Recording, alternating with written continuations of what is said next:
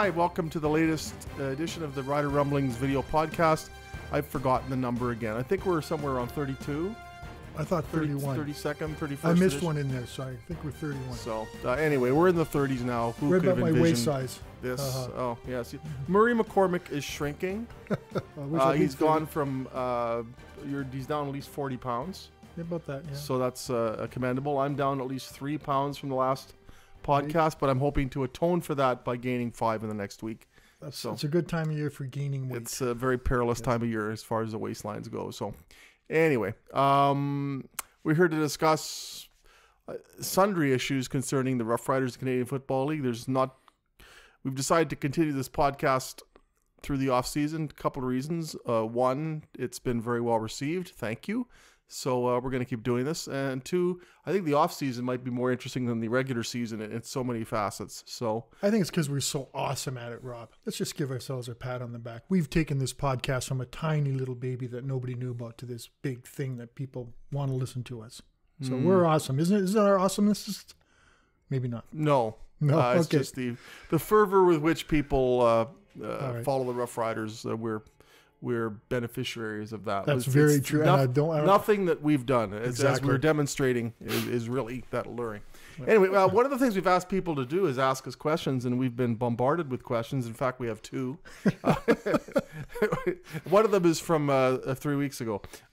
So if anybody has any questions, please feel free to email me, rvanstone@postmedia.com, and I'd be pleased to respond to them or have us respond to them, hopefully, ideally, more quickly than within 3 weeks. Scott from Saskatoon sent an inquiry. What are you doing on the air? What was with the mass exodus before media garbage bag day? Did anybody attempt to call Zac Clarence and get any thoughts from him? Do you guys have access to the players in the off season? Generally, no. Generally not. We can set up interviews with select players. It's generally signings, things that when a player is newsworthy, or we will have access to them on occasion on a one-on-one basis. It's not the rule. Generally, if they make players available, it's in a scrum or group setting. As far as Zac Clarence, no attempt was made to contact him, and it probably would have been futile.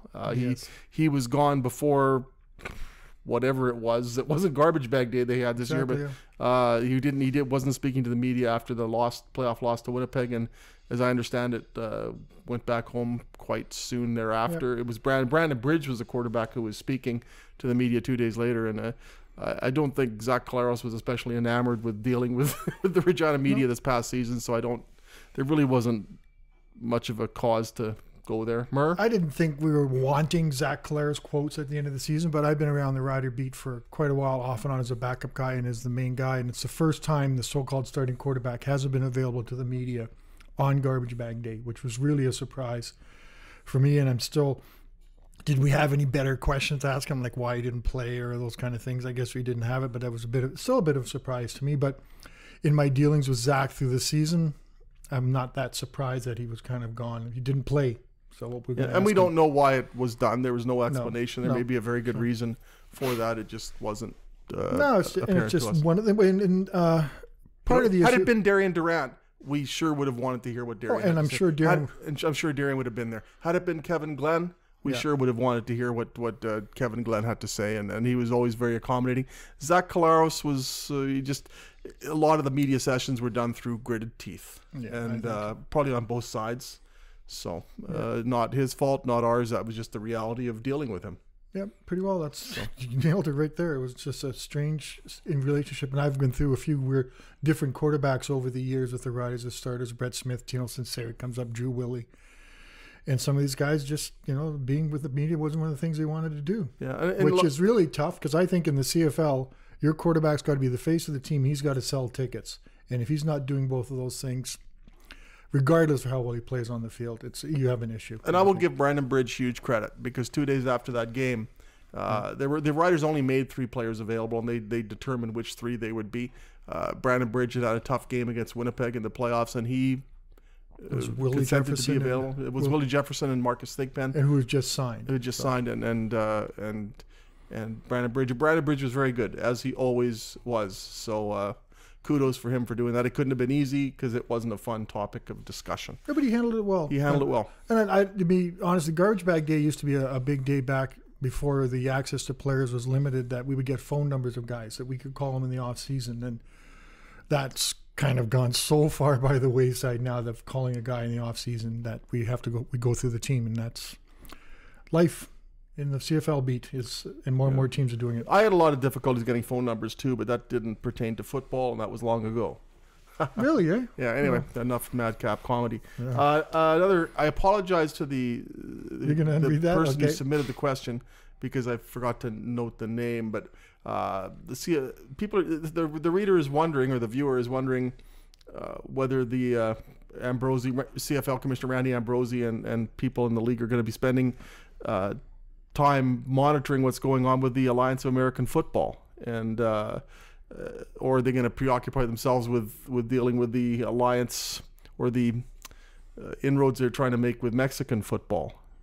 Is this wise, or could the resources be better used to help develop fan engagement in Toronto and with the younger demographic in general? The reader also seems reader. I don't even. It's so interchangeable now. Person is also skeptical as to whether there will be a audience for the AAF in the United States, and thinks that it'll be gone in 2 or 3 years, and it may very well be. But I think there's some viability to this because they've established cost controls right off the bat. There's a voracious appetite for football in the States, and I think it's going to be a pretty appealing option for players. So I think there's no guarantees with any of these football leagues, but I think this one has got the best business model of any that I've seen. I just happen to be reading the USFL rise and demise of the USFL right now. Jeff Pearlman's book. Jeff Pearlman's book is great, and I'm just into the football for a buck. It's outstanding, and I'm into the part of the book where the owners are losing control of themselves. They're spending millions of dollars on players and stuff, and you can just see the sort of demise of the league. I'm not that deep into it, but it's pretty cool. What a great book! But I keep reading that, and I'm comparing it with the AAF, okay, whatever, is doing, and how it seems to be more sensible, more ownership, the more the league control. Like the USFL didn't seem to be, the league was trying to control, but they couldn't control these. It was Donald Trump was the. I just started that chapter. I just started that chapter. It's interesting. So I think with it's better set up. I like how the league is controlling things. They're also paying the players and looking after the players with an organizational ability. Like there's health care, there's salaries, and the things are controlled. So I do think it has a chance of getting off the ground. I don't think it has a chance in hell of flying. I really don't. I think by the way the NFL's gone now, it's so dominant. There's so much football that gets February. I think people just need a bit of a break. And I wonder if people are going to watch it. But it has the backing of CBS, which gives it a better leg to stand on than the USFL, the leagues. But I don't. USFL had a good contract right off the bat though with ABC, and then no one watched it. It actually did okay. First game, wasn't it? The first game did okay, and just we'll see. Like the appetite for football, I think can as we know with the Riders, you can't feed the Rider fans enough. We're doing a podcast during the off season because there's an appetite for football when they're not playing games, and it's like they're doing everything right. I just think I don't know if the viewing public is ready to embrace another league in the spring, and we'll see what happens, especially with the XFL coming on last year, and the person that mentioned that. I think the CFL is really concerned about this league. This is a league that can take away players, especially internationals, at a time when they're cutting back on training, on mini camps, all that stuff due to the salary operations cap. That these are guys who are going to have to watch, or maybe in the other side, it gives them an easier way to scout them. You can get to see them in plays and stuff. It may go the other way. Yeah, I'd be interested to see how many actual CFLers go there, like who played this year. I'd be interested to see how many make that jump. You know what surprised me when I looked at their rosters is how many really bad quarterbacks they have. If this league, they're not all with Denver. Oh, that was awful. I don't want to talk about that. I look at quarterbacks who are so far away from even being considered for playing time in the CFL, and they're likely to get significant playing time. Marquise Williams is down there. And Philip Sims. Philip Sims. Yeah. So, Blake Sims. Blake Sims. Sorry, there were two Simses, weren't there? Is it Blake or Philip? Which did they have both Blake and Philip up here? Maybe. I know they had. I'm gonna have to Google that. We'll get on this. Yeah. This is a question I'll ask myself for next week's podcast. Okay. Yeah. So it's if you look at your foundational players, you look at the quarterbacks. It's not that great, but I just think they've got a market there that's set up to attract that middle ground of American players that comes to the Canadian Football League.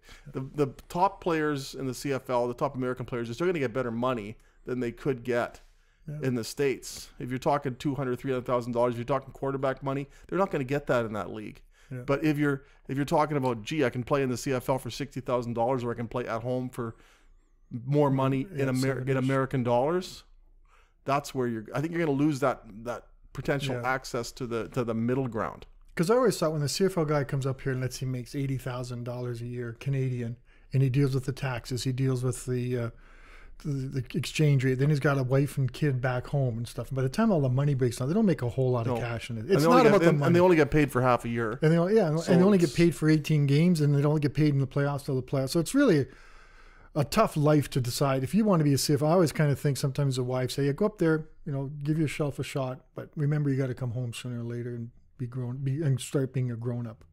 You don't see guys, but one thing I've wondered, Mur, with the new league, and there's so much, and the new football operations cap, and there's been so much talk about how this is going to affect scouting, player recruitment. One thing that's been overlooked is these players have agents, and these agents are actively looking to find their players, their clients, places to play. So yes, you have to go out and beat the bushes for players, and you need bird dogs and that, but it also works the other way. And if there's an agent who thinks that his player can play Canadian football, that agent is going to contact one general manager, 2 general managers, 9 general managers, perhaps 10 in a couple of years. So that's not the only way to do it. And certainly you've got somebody trying to sell a player, but there's also, it's not like in a lot of cases you're finding players that nobody's heard of. If a guy can play, there's going to be, it's in someone's best interest ultimately to make operators of teams or leagues aware of the fact that this player's out there. So the agents do have a role to play in this, and they're not just going to sit there and be quiet if they think that the CFL might be a good haven for their player. How much does a CFL agent make, though?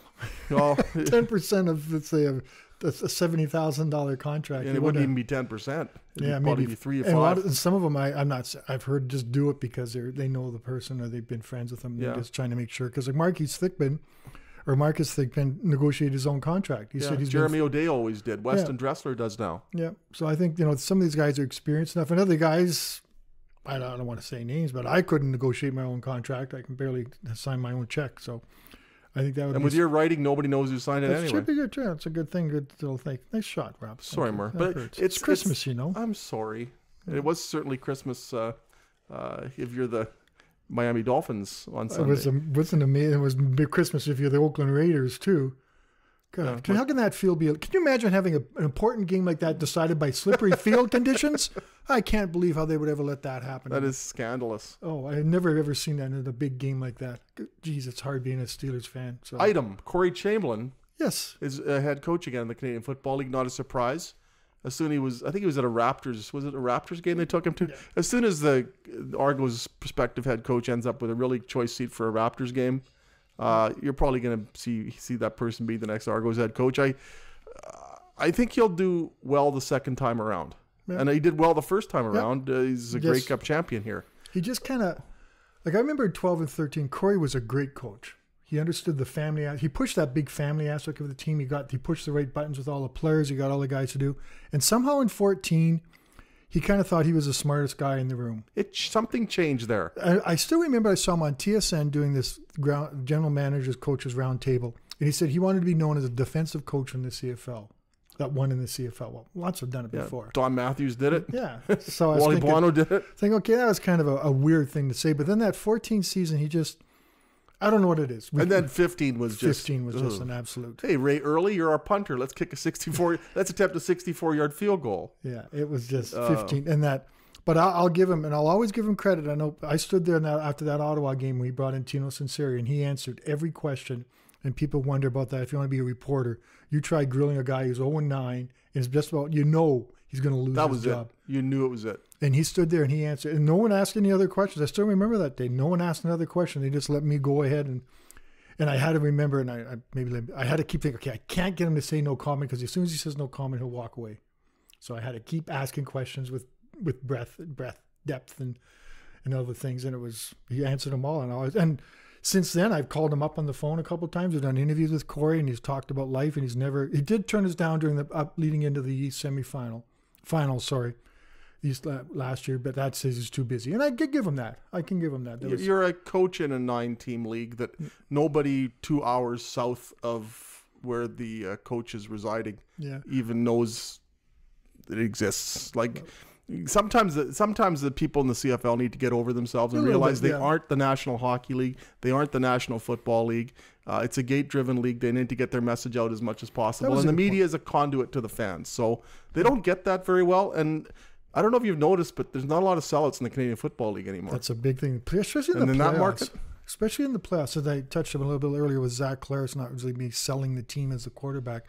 Looking back, as Darian Durant never, very rarely said no comment. Unless you really hit a nerve, he had an answer. And he had good, articulate, and reasonable answers. Yeah. Kevin Glenn had long answers. But Darian Durant and Kevin Glenn spoiled us for generations. I still remember meeting Cory Jones at the airport when he came here in 2014. Is that when they brought him in? I'm trying to remember. Yeah, 20 came back. And he looks up and he smiles and chats away. And just, I can only imagine some other quarterbacks going, oh, geez, I'm not even signed yet and the media's on me. Well, come to Regina.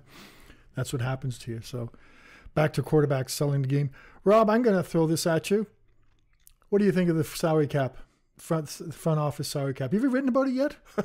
have you had any opportunities to write in Saturday's paper, Monday's paper? I think today's story carries over till Tuesday's paper. It's basically the second book that I'm working on right now. Oh, so good. It's is it a salary cap or is it a dunce cap? Tell me what you think. I like it. I get the feeling I'm in the minority in this one. I think you are too. To me, it's basic common sense. If you're going to impose a salary cap on players, why shouldn't you have one on coaches, general managers, personnel people, etc.? Especially in a league where it's never going to be an easy go. And there's some maybe, in Saskatchewan, especially with this cash cow of a stadium, profits are guaranteed, but it's not that easy of a ride in other places. And I think you have to be conscious of the fact that 1 or 2 or 3 tough markets could bring down the whole operation. And if you look at BC, that's certainly having its struggles. Montreal could very quickly become a crisis area, and Toronto is well documented. So I think you need to have some controls in place to ensure that there isn't a continual game of one-upmanship. And as soon as the Riders hire this many people, then the other team feels compelled to hire this many people. And it just becomes an arms, almost like there's such a proliferation there that the finances are out of whack. Plus, I think the players deserve the big salaries more so than the coaches and general managers. And if you were to look at the top 20 salaries in the Canadian Football League, I don't think enough of those salaries would be those of players. I think you'd have a lot of GMs, you'd have a lot of coaches in there. It's time to pay the talent. And if this creates a situation whereby some of the coaching salaries are reduced, and if they take some of the savings that they realize from the football operations cap and use that as they should to increase the cap for football players, then maybe the players can get their fair share. Because right now they're not getting it. Yeah. Well, I think it's also one of the first salvos in the collective bargaining agreement. They're saying, okay, we're controlling our people at the top. Now you guys have to talk with the CBA. I think it's part of it and tied into that. I find it interesting, and we're reading between the lines here. You and I have been around a while. I've never seen teams putting out press releases now announcing coaches aren't coming back. This is a new thing for me. Maybe it has, and I'm just sort of overlooking the fact, but I don't remember seeing this sort of transparency on a guy. Mike Benavides leaving because of the salary cap. John Murphy. If you choose to believe that. If you choose to believe that. John Murphy, they never really said it was a mutual parting of ways. There's only one reason they part ways is the salary cap. And there's Montreal let a whole bunch of guys go supposedly and stuff. So, and maybe in a little subtle way, if football operations people can be subtle, they're saying, you're going to make us do this. We're going to let people know why we're doing this. Where in the past, Mike Benavides, rightfully or wrongly, that was a pretty talented Eskimos defense that didn't stand up very well and didn't make the playoffs. Would he have been back if not for this cap? No. I have questions. Would John Murphy have been back? Probably. He was signed, but you and I talked about this the other day. You thought he took a 10%. He refused to take a 10% pay cut. And I don't know if you're in a position. I don't have another job if I don't have a 10% pay cut. So if I don't make, I know I make whatever I make, and if I don't take that cut, what do I do? Well, I got to work, so I take the cut. And we don't know what his options are. No, it's very ethical and I admire his principle stand. This is my contract. It was signed. Good for you. I'm not taking a pay cut. Players are asked to take pay cuts all the time. And they do all the time. How many did we hear about? How many pay cuts? Like Dominic Picard. Well, look at Weston Dressler. Bonuses. They offered him a nominal salary before they let him go. I presume the same was done with John Chick. Yeah. And that didn't work. Like Darian Durant was asked to take a pay cut. Darian Durant took pay cuts. That's I was watching the goodbyes and farewells to Wally Buono. I want to get on to my point in a second here. We don't have points here. You know that. And I always thought, okay, Wally Buono would sit there across from him and say, I want you to take a pay cut.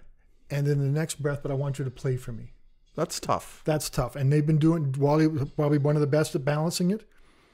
Maybe one of the best in the league ever, because he still managed to do it. But so that's another, I don't know where that goes, but it's just something I want to What I want to know is if you look around the league, are the presidents taking pay cuts? Oh, I would doubt it. Are the people who are in the office? There's a lot of people around the league making good salaries who aren't in football operations, who are on rosters. Are they taking cuts too? Yeah. Because I wrote that nobody pays to watch the coaches, but the coaches put the players in positions to do well. Yeah. Nobody pays to watch a president and CEO. Are they taking a pay cut? If they are the force behind this, and there was a president's committee that advocated this in the first place, are they willing to make themselves subject to the same pay reduction that they're imposing on others? I know. I was also looking at the fact there's 11 coaches, and what leaves them 13 or 14 other people to do this stuff. I don't think it's too bad to ask. They don't. Do you need, like, I remember in 2013 they had 2 defensive backs coaches. Even this year, with the Riders, they had, they had Jason Shivers and Brandon Isaac was back there coaching the defensive backs. He's called a quality control guy. Do they need 15 coaches? I think it could all be done. I think 11 is a fair number to do it. It covers off all the positions, gives you a coordinator.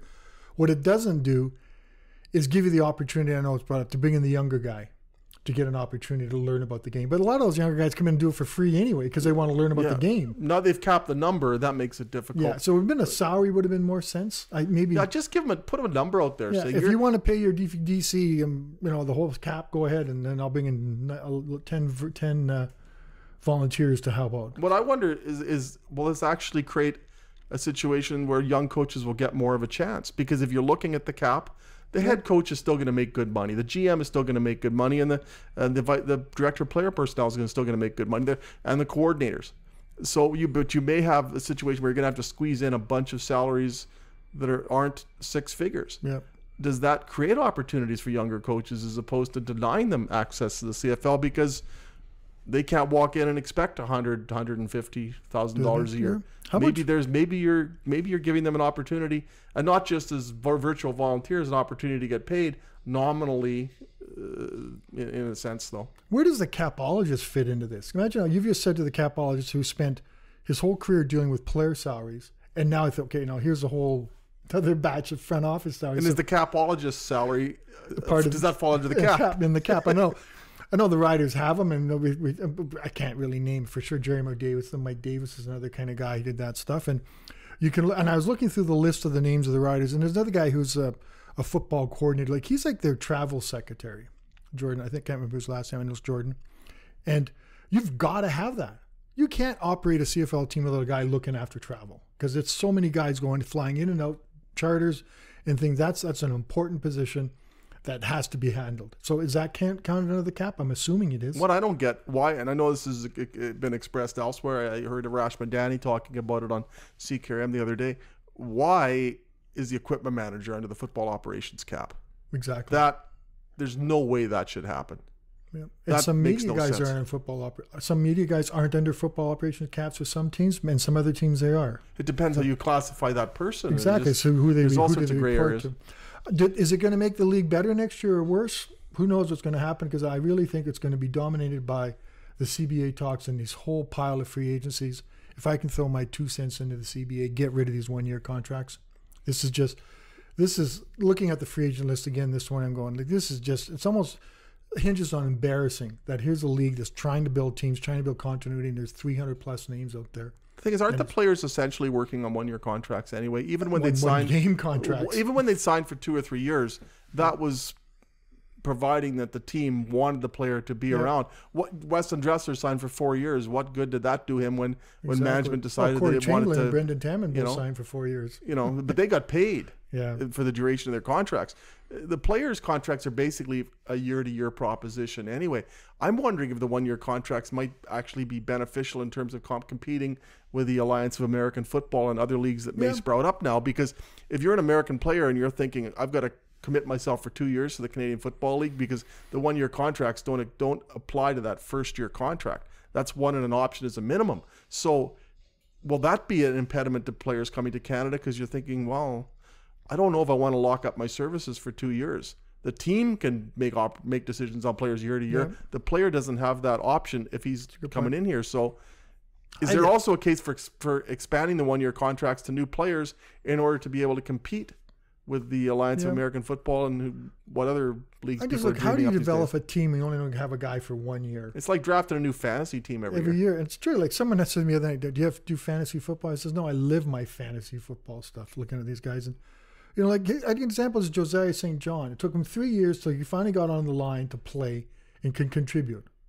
How much he contributed a little bit, but he did pretty well when they put him in there. And it took him 3 years to get ready to play. Yeah. So he didn't do himself many favors as far as the holdout hurt him. But he also had some bad injuries. He came in. I know this year, and people are going to say he came in this year in good shape, and the day before training camp pulled his hamstring.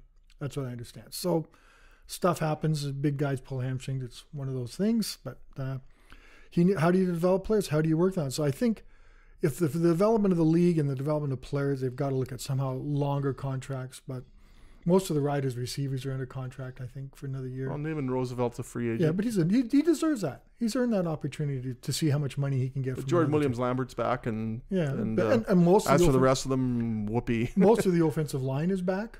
Somehow that, and I keep harping on the scary part of free agency, but Jones has somehow locked down that offensive line. They've got the fewest prospective free agents of anybody in the league. Yeah, except the quarterback. What would once upon a time have been a large number is nothing. Is now a small number compared to some that are pushing or exceeding 40. Yeah, we could go there on the free agents. Maybe we could say that for our Christmas edition next week and spread the cheer of that. I have to go and do an interview. So we have to end this so I can do my interview. It's Christmas, Leader Post Christmas Cheer Fund season, and I'm working on a story of that description. So your Christmas cheer stories are inspirational and make me cheery, even though if that's possible, I'm glad. But anyway, you really meet some amazing, resilient people there. Can we just sort of bemoan our Steelers and Broncos for a couple seconds here and just Denver Broncos lost to San Francisco. Those 2-10 teams are tough to beat. I guess true. The Steelers could sort of relate with what happened against the Raiders. I don't understand what they're doing with Big Ben on the sideline for 4 series with this guy. Marion says, my wife to me, who's their backup quarterback? I had no idea. And then Dobbs, I thought, all right, Dobberville. Pittsburgh is now Dobberville. More like Robberville, and poor Ben was on the sideline. He did everything except on that crappy field. And I don't know. Could be worse. You could have 3 offsides trying to block 1 field goal. If that could ever happen to a team. Von Miller had 3 offsides for the Broncos yesterday. So okay, well. Anyway, I have to now read we face termination if we don't read this. So Murray, read this. If you don't read this correctly, we're terminated. All right. Please rate us on iTunes and leave a review. It helps us grow the podcast, other than our bodies. So there, our obligations are complete. Throw them at your email address again. If you'd like to ask us any questions, such as why on earth are you still doing this? Why did you get to the end? I'm at rvanstone at postmedia.com. That's rvanstone at postmedia.com.